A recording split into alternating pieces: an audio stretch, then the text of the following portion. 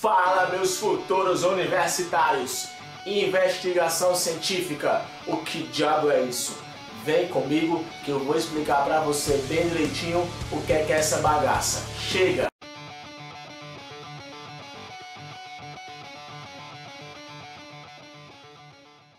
Galera, presta bem atenção numa coisa que eu vou contar pra você agora.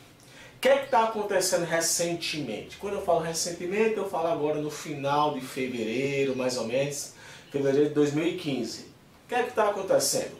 Hoje, o assunto mais em pauta que existe hoje em qualquer noticiário, jornal, é com relação às mudanças climáticas, à escassez de água, os problemas ambientais que estão acontecendo por conta dessa mudança climática.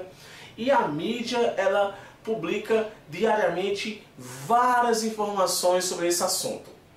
E você, na condição de um telespectador, fica lá sentado na sua cadeirinha, na sua casa, e você tem que acatar essas informações e acreditar em tudo que é publicado. Quando eu falo em acreditar, não estou dizendo que não seja verdade, mas muitas pessoas que são leigas acabam acreditando no que publica na televisão. Você deve pensar assim: não, para estar passando lá, com certeza deve ser verdade. Galera, não é bem assim, beleza? Não é bem assim. Eu vou começar essa aula aí falando sobre investigação científica, levando aqui um assunto bem polêmico. Olha só, com relação à mudança climática e aquecimento global. Olha só, você quando está no ensino médio, lá no terceiro ano, dentro da ecologia, lá em ciclos biogeoquímicos, que é quando vai explicar para você a questão dos gases. Muita coisa para você é explicada no livro, e uma delas é com relação ao efeito do dióxido de carbono na questão de controlar a temperatura da Terra, beleza? Você vê o dióxido de carbono como sendo um gás do efeito estufa. Esse dióxido de carbono ele é liberado por conta da combustão dos combustíveis fósseis, da queima dos combustíveis fósseis. E não é só o dióxido de carbono que é um gás do aquecimento global que vai promover, né, o aquecimento da Terra. Também tem outros gases. Olha só, você vê isso no livro, mas a pergunta é: quem foi que disse isso? Que experimento foi feito? Quem é que está comprovando isso? Como é que isso é feito? A gente muitas vezes não se pergunta isso. E aí é que está o erro, é por não se perguntar isso. A mídia publica aí que a Mata Atlântica, a floresta amazônica está sendo destruída e está justamente aí prejudicando geral o Brasil, São Paulo principalmente, ali aquela região. Mas a gente não se pergunta, será que isso é verdade? Galera, pois bem, eu não vou estar aqui dizendo que é ou não verdade, eu vou dizer o que está acontecendo. Cuidado, cuidado, não acredita em tudo que é publicado. Olha só, existe aí uma gama de pesquisadores que não creem no aquecimento global.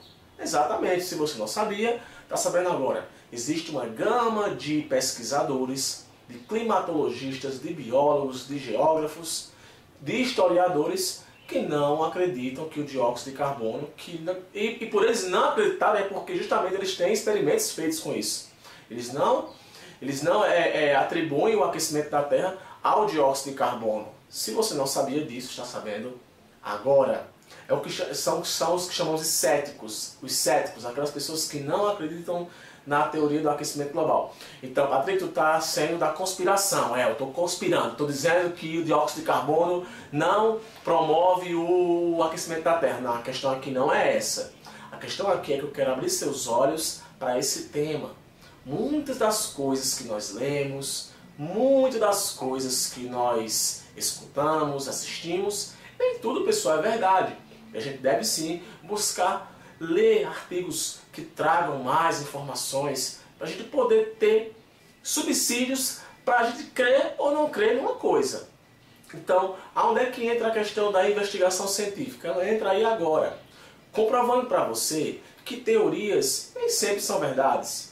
Que por mais que seja uma teoria, nem sempre aquela teoria ela é válida, ela é aceita por qualquer pesquisador. É assim desde sempre. Vamos lá entender como é que faz para se elaborar uma teoria de alguma coisa. Há muito tempo atrás já existiam aí grandes pesquisadores, né? Isaac Newton, Mendel, Copérnico, Charles Darwin, que todo mundo aí viveu em épocas diferentes, mas seguiam a mesma linhagem com relação à investigação científica, né?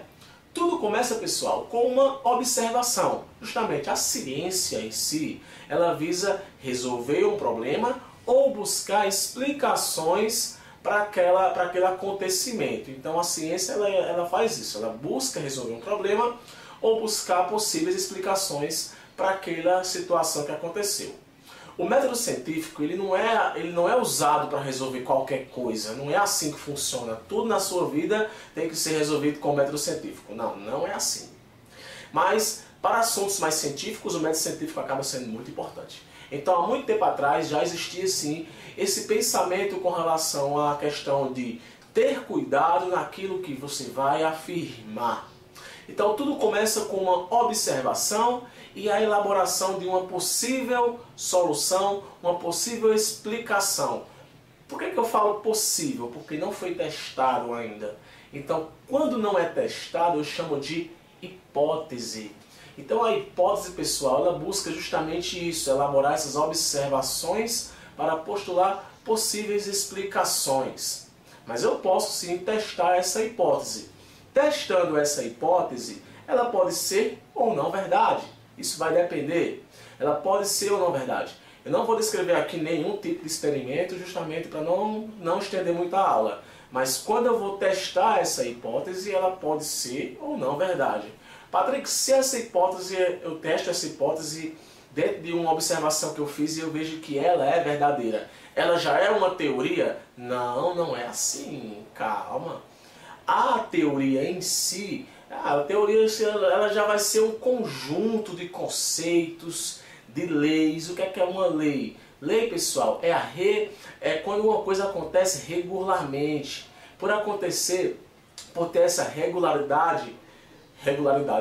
por ter essa regulação de vezes que acontece, ela acaba sendo uma que chamamos de lei, né? Por isso que temos aí as leis de Mendel, porque o mesmo acontecimento acontecia periodicamente, então eu chamo de lei. A lei ela também está dentro da elaboração de uma teoria, então a teoria ela não é só apenas a questão de um simples experimento que deu certo ou que não deu.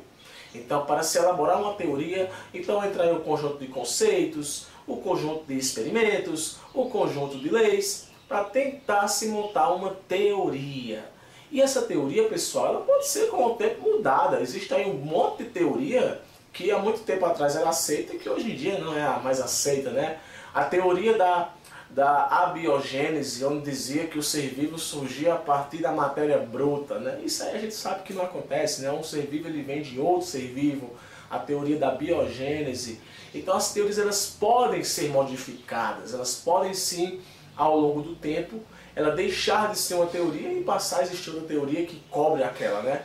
Então, pessoal, a ciência ela é assim, ela não é nada fixo, ela pode mudar a cada dia.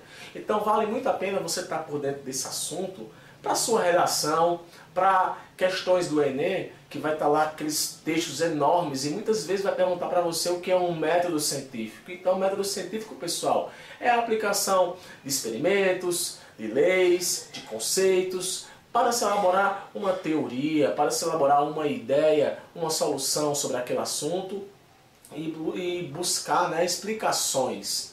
Então, teoria, hipótese, todo esse lance aí é usado com relação a método científico. Vale a pena eu ter feito esse vídeo justamente para abrir seus olhos com relação a esse assunto. Foi uma aula um pouco mais séria, um pouco mais concentrada. Eu espero que você tenha entendido, beleza? Dá um joinhazinho aí para valorizar o nosso trabalho. E é isso daí. A biologia é muito fácil de aprender. Só basta você anotar o que Patrick vai dizer. Valeu, galera. Foi boa.